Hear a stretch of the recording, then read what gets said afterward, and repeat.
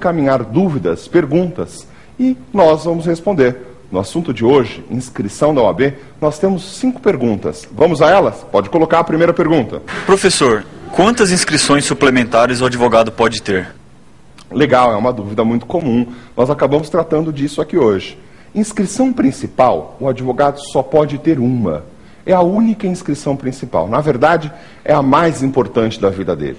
Na inscrição principal, todos os documentos ficam agendados em uma pastinha. É como se fosse, então, o prontuário do advogado. Não esqueça, a sua inscrição principal é sempre no Conselho Seccional, onde você vai exercer domicílio profissional. Mas o nosso aluno perguntou quantas inscrições suplementares eu posso ter? E a resposta é, tantas quantas você conseguir pagar, quantas você quiser. Cada nova inscrição suplementar é um novo processo que você tem junto àquele estado. E aí, para a inscrição suplementar, você pega a cópia do processo principal, apresenta naquele estado e vai conseguir sua inscrição principal. Aliás, sua inscrição suplementar. E a cada inscrição suplementar é uma anuidade que você deverá pagar para a OAB. Portanto, pode ter quantas inscrições suplementares você quiser. Lembrando que cada nova inscrição é uma nova anuidade. O requisito para inscrição suplementar será obrigatória toda vez que atuarem mais de 5 processos por ano naquele estado. 5 processos, 5 causas, 5 intervenções. São sinônimos para a prova, ok? Vamos à segunda pergunta? Pode colocar. O estagiário inscrito na OAB pode realizar audiências? Muito legal. Na verdade, o que ele está me perguntando é a atividade de advocacia. Estagiário pode realizar audiência? Resposta, não.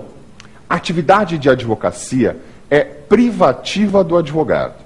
O artigo 1º do Estatuto da Advocacia diz quais são as atividades de advocacia. Diz lá o artigo 1º, só quem é advogado pode postular em qualquer órgão do Poder Judiciário. Olha como é importante isso. Só quem é advogado pode atuar em órgãos do Poder Judiciário. Esse artigo, o artigo 1, inciso 1, sofreu uma alteração de uma ADIM, Ação Direta de Inconstitucionalidade. O número dessa ADIM é 1127, dígito 8. Anote aí, ADIM 1127, dígito 8, tirou a expressão qualquer do artigo 1º, inciso 1. Ficou como, professor? Ficou atividade privativa de advogado, postular em órgão do Poder Judiciário. Portanto, para postular em órgão do Poder Judiciário, deve ser advogado. O Estatuto não reconhece a figura do bacharel. O bacharel em Direito não é reconhecido para o Estatuto da Advocacia. No Estatuto nós temos somente 2 personagens, o advogado e o estagiário, cada um com a sua respectiva inscrição. Como a advocacia só pode ser realizada por quem é advogado, a audiência é ato exclusivo do advogado. Não poderá ser realizada pelo estagiário. Eu sei que você deve estar me perguntando, mas Marco Antônio, eu já ouvi falar casos onde o estagiário realiza audiências. E aí eu te digo, esses casos são casos que dispensam a figura do advogado. Há casos em que não há necessidade do advogado. A parte tem jus postulandi, direito de postular. E quais seriam esses casos? Por exemplo, Justiça do Trabalho. A Justiça do Trabalho dispensa os advogados. O reclamante pode diretamente postular o seu direito e a reclamada pode comparecer por meio de um representante, sem a necessidade de advogado. A Justiça do Trabalho dispensa os advogados. Há mais casos? Sim. Outro caso, Juizado Especial Cível Estadual. A Lei 9.099, de 95, diz que, nas causas de 0 a 20 salários mínimos, é dispensável o advogado. É facultativo. Se a lei faculta entrar a juizar a causa por meio de advogado ou se defender por advogado, significa dizer não é obrigatório.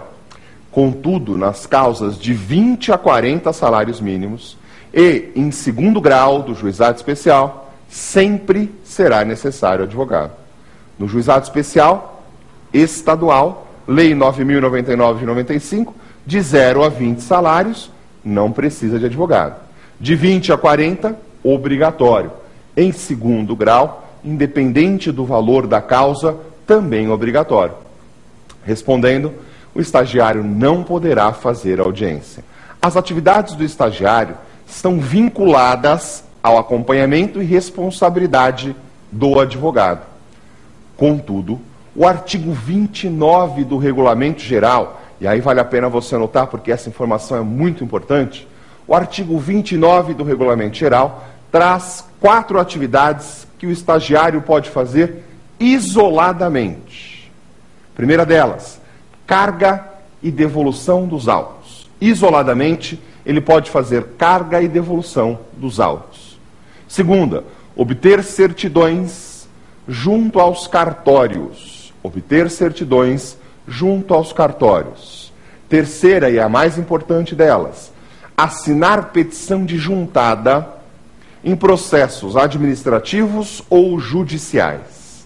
O estagiário pode, isoladamente, assinar petição de juntada em processos administrativos ou judiciais. Esta é muito importante. Se eventualmente o juiz determinar o desentranhamento dos documentos juntados em uma petição feita e assinada só pelo estagiário, essa decisão do juiz merece recurso. Se for o caso, como é direito líquido e certo previsto no Regulamento Geral, a hipótese de mandado de segurança se aflora. Quando um estagiário juntar aos autos documentos, a petição de juntada de documentos, e assinar isoladamente, essa petição deve ser considerada pelo magistrado. A quarta e última hipótese das atividades isoladas praticadas pelo estagiário é realizar reuniões extrajudiciais, desde que autorizadas pelo advogado. Portanto, estagiários, não pratiquem atos exclusivos de advogado. Se você o fizer, isso pode representar crime, né? Atividade exclusiva de advogado não pode ser praticada por estagiário. Exercício ilegal de atividade ou profissão. Tá claro? Vamos a mais uma pergunta? Pode colocar. Depois de falecido o advogado, a família continua com a obrigação de pagar anuidade para a OAB? Muito legal. Se o falecimento impõe o cancelamento da inscrição, como nós estudamos hoje, o falecimento é causa de cancelamento da inscrição, a pergunta dele é, depois de falecido o advogado, a família continua com o dever de pagar a anuidade? A resposta, não. Quando a inscrição se cancela, ela deixa de existir. Você lembra que nós dissemos hoje aqui? O cancelamento fulmina o processo de inscrição. Portanto, cancelada a inscrição, deixa de existir, não precisa pagar a anuidade. Seria custoso demais impor à família o dever de pagar a anuidade de um ente falecido que era advogado. O falecimento impõe o cancelamento e, portanto, não precisa mais pagar a anuidade. Vamos à próxima questão? Professor, se eu tiver apenas 3 processos em um estado, eu preciso avisar a OAB daquele estado que eu estou advogando lá? Muito legal. Observe a pergunta dele. Ele não está dizendo que tem mais de 5, talvez porque ele já tenha observado a regra do estatuto e tenha aprendido que quando ele tiver mais de 5 processos em outro estado, é obrigatório que ele tenha inscrição suplementar. A pergunta do nosso aluno é, e quando eu tiver 3 processos? Portanto, menos de 5. Será que com 3 processos em outro estado, eu preciso ter uma inscrição suplementar? Resposta, não, não precisa.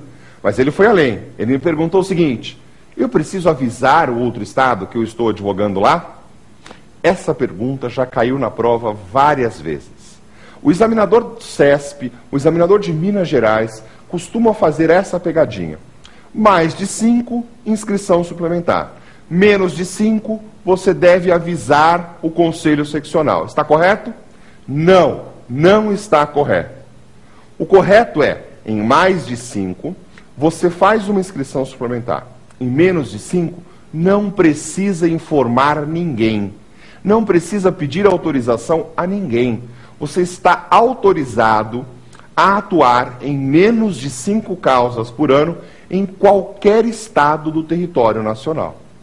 Se for mais de 5 causas, aí é a habitualidade, e para essa habitualidade se impõe o dever de uma inscrição suplementar. Tá claro? Vamos à nossa última pergunta.